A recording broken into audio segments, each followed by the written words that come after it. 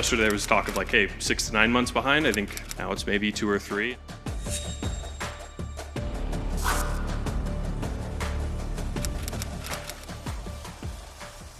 지난주 금요일 미국 나스닥과 엔비디아, 인텔 등 주요 반도체주가 무섭게 하락했습니다.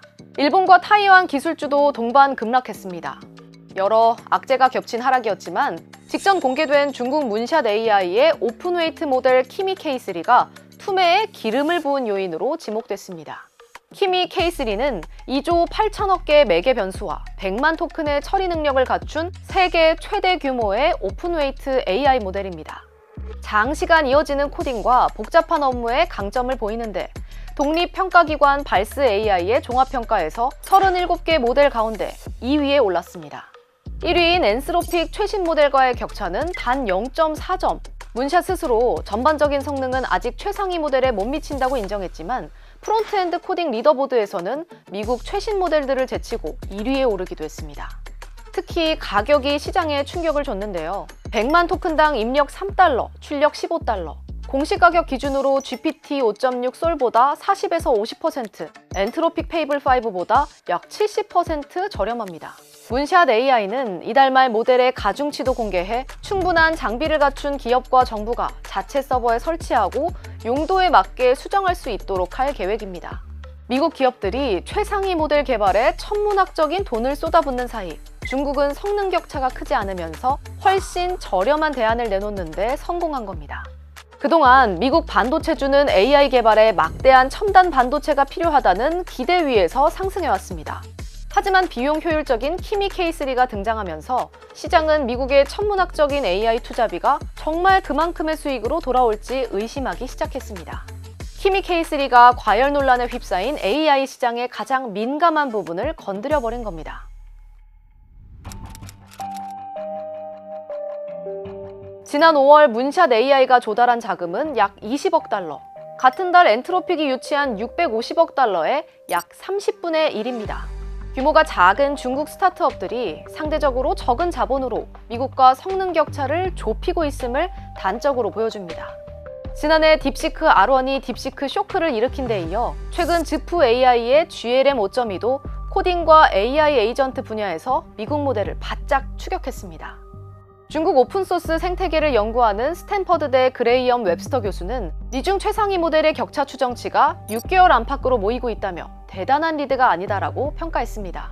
이런 기술 질주의 배경으로는 미국의 반도체 봉쇄가 역설적으로 중국 기업의 극단적인 연산 효율화를 강제했다는 분석이 나옵니다. 키미 K3가 896개의 전문 영역 가운데 질문 처리에 필요한 16개만 작동시켜 연산량과 전력 소비를 줄인 게 그 예라는 겁니다.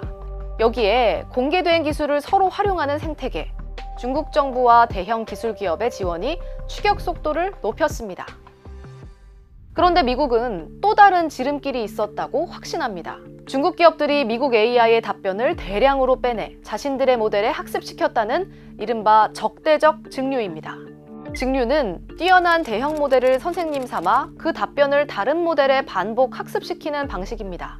미국 모델의 수백만 개의 문제를 풀게 한 뒤 그 질문과 답변을 중국 모델의 교재로 쓰는 겁니다. 선생님의 기술 전체를 복사하는 건 아니지만 막대한 돈과 시간이 들어간 문제 해결 방식과 표현 패턴을 압축해 배울 수 있습니다. 지난 2월 엔트로픽은 이 의혹을 실명과 숫자로 공개했습니다. 딥시크와 문샷 AI, 미니맥스가 약 2만 4천 개의 허위 계정을 동원해 클로드와 1,600만 회 넘게 문답을 주고받으며 능력을 빼갔다는 겁니다.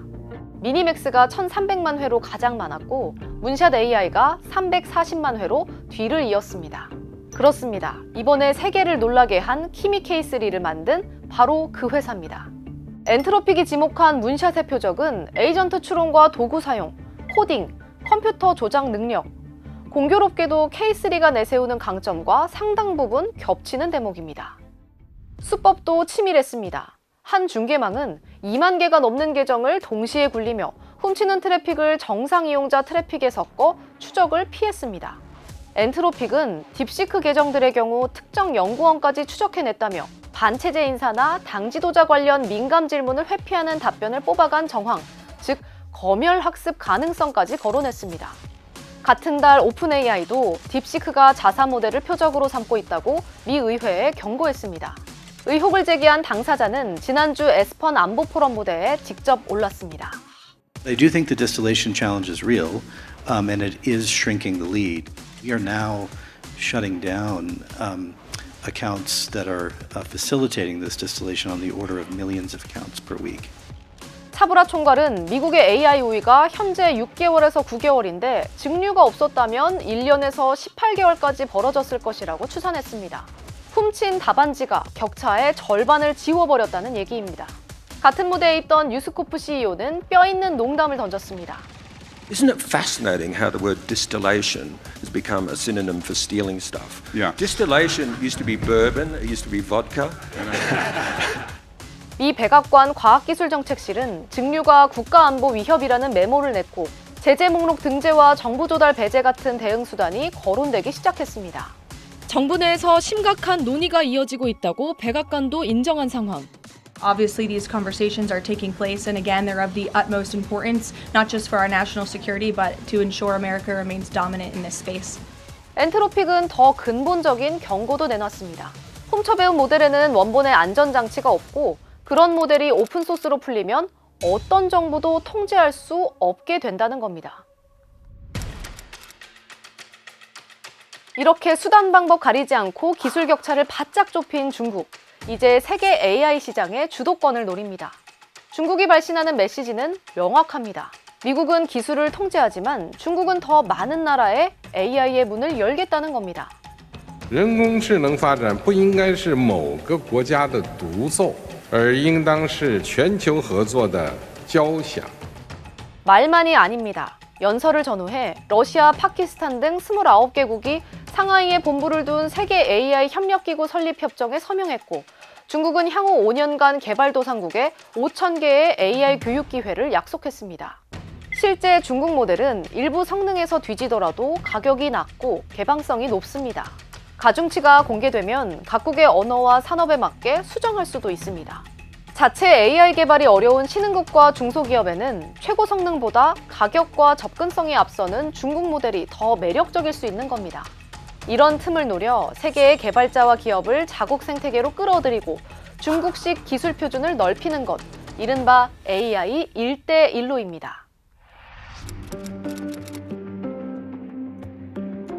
미국은 중국의 AI 개발을 늦추기 위해 그동안 첨단 반도체와 제조 장비 수출을 통제해왔습니다. 하지만 침만 막아서는 추격을 차단하기 어렵다는 사실이 이번에 또 한 번 드러났습니다. 이 때문에 미국 정부는 최근 무역 협정을 맺는 국가에 아예 미국과 유사한 수출 통제와 투자 심사를 도입하고 우회 수출을 걸러낼 감시 장치까지 함께 갖추라고 요구하고 있습니다.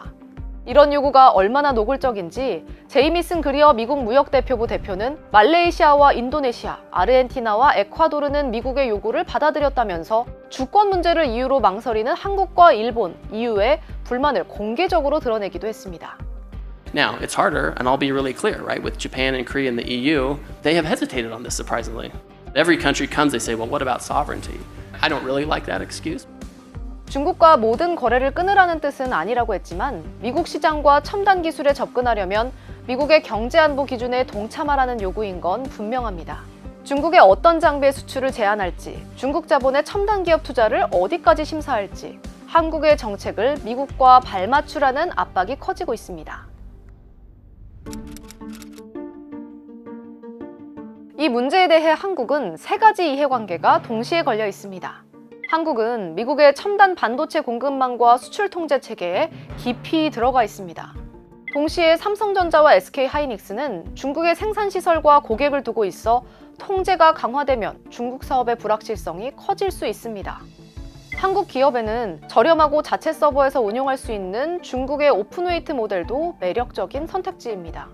한국으로서는 미국 모델에 의존하면 비용 문제와 기술 종속이 커지고 중국 모델을 선택하면 보안과 검열 문제가 따라옵니다. 훔쳐배운 모델에는 안전장치가 없다는 미국의 경고까지 고려하면 셈법은 더 복잡해집니다. 독자적인 AI 모델과 반도체 클라우드 생태계를 확보하지 못하면 한국은 두 강대국 중 어느 나라의 기술을 빌릴지만 고르는 처지가 될 수 있습니다. 미국의 통제에 어디까지 동참할지, 중국의 저가 AI를 어디까지 활용할지, 국내 AI와 반도체 산업을 어떻게 지킬지 한국은 이 세 가지 문제를 동시에 풀어야 하는 어려운 상황에 놓이게 됐습니다.